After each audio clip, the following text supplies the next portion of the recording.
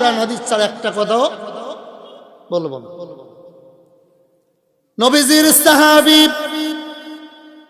নাম হলো আবু দারদা রাদিয়াল্লাহু তাআলা আন। ভাই প্যান্ডেলের আশেপাশে কোনো কথা হবে না, চুপ। কি বলেন? কোরআনের কথা এত সহজ না, ওয়াজ করা এত সহজ না।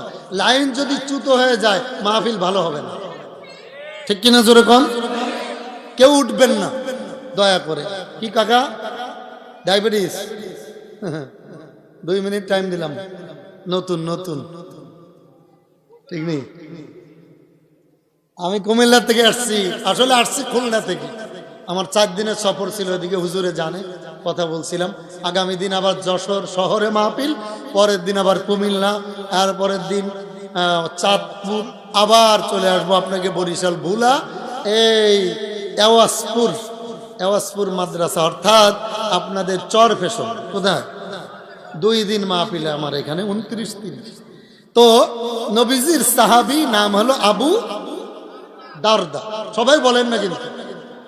নবীজির সাহাবীর নাম কি?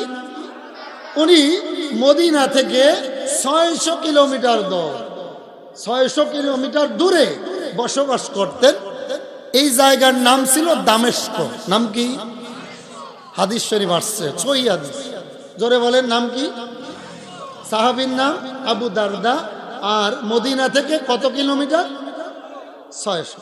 আমি আপনাদের এখানে এসেছি যশোর থেকে, এই জায়গা 350 কিলোমিটারের উপরে, কিন্তু আমি আসছি লঞ্চে, গাড়ি দিয়ে, তারপরে অনেক কষ্ট করে সকাল থেকে আসরের নামাজ পড়ছি আপনাদের এই কি বাজার যেন বলে, না না, যেখানে নামছি আর কি, গাড়ি দিয়ে না, কিসের হাট? কুঞ্জের হাট। কুঞ্জের হাট নাম, কুঞ্জের হাট। ওখান থেকে এখানে আসছি, কত গাড়ি, কত কিছু, কত মুস্তানি, আমি কত বড় হুজুর, কথা কয় না।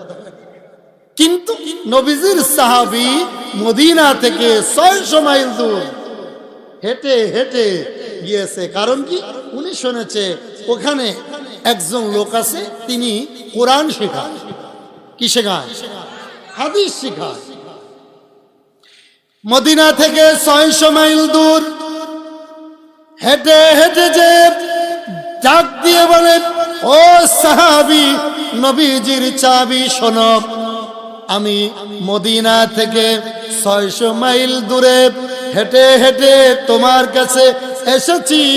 নবীজি বলেছেন, তলাবুল ইলমি ফারিদাতুন আলা কুল্লি মুসলিমিনা ওয়াল মুসলিমাত, খায়রুকুম মান তাআল্লামাল কুরআনা ওয়া আল্লামাহু। যে কোরআন শিক্ষা করে এবং শিখায়, এই 2 জন নাকি আল্লাহ এবং রাসূলের কাছে উত্তম। আমি এই জন্য মদিনা থেকে 600 কিলোমিটার দূর হেঁটে হেঁটে এসেছি। আমি তোমার কাছে একটা হাদিস শিখতে এসেছি। সবাই চিল্লায় কোন আলহামদুলিল্লাহ। কত মাইল? আপনি আইছেন কয় মাইল? তারপরে একটু দেরি হইলে কইবেন, হুজুর কি শুরু করছে, কথা কন না। আর উনি গেছে 600 মাইল দূর হেঁটে, মোটরসাইকেলও না, বিমানও না।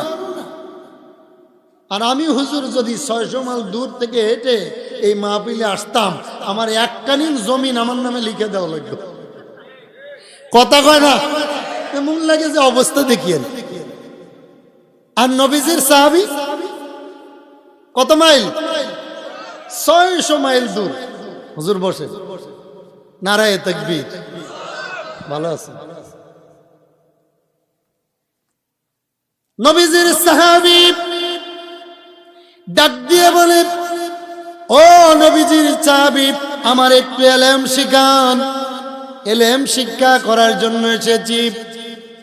সাহাবী চোখের পানি ছেড়ে ডাক দিয়ে বলে, রে নবীজির সাহাবী, শোনো শোনো শোনো, তুমি যে হেঁটে হেঁটে আমার কাছে ইলম শিখতে এসেছো, তাহলে সর্বপ্রথম তুমি শোনো, তোমার যদি নিয়ত ঠিক থাকে, ইন্নামাল আমালু বিন্নিয়াত বুখারীর প্রথম হাদিস, ঠিক কিনা জোরে কোন? সত্যিকারে নিয়ত করে সলিহিন ইত্তেবা সুন্নাতা খোলাফা রাশিদিনের মতো সত্যিকারে ইমানদার হওয়ার জন্য, শিকার জন্য যদি এসে থাকো, তাহলে নবীজির জবানের একটি হাদিস শোনো।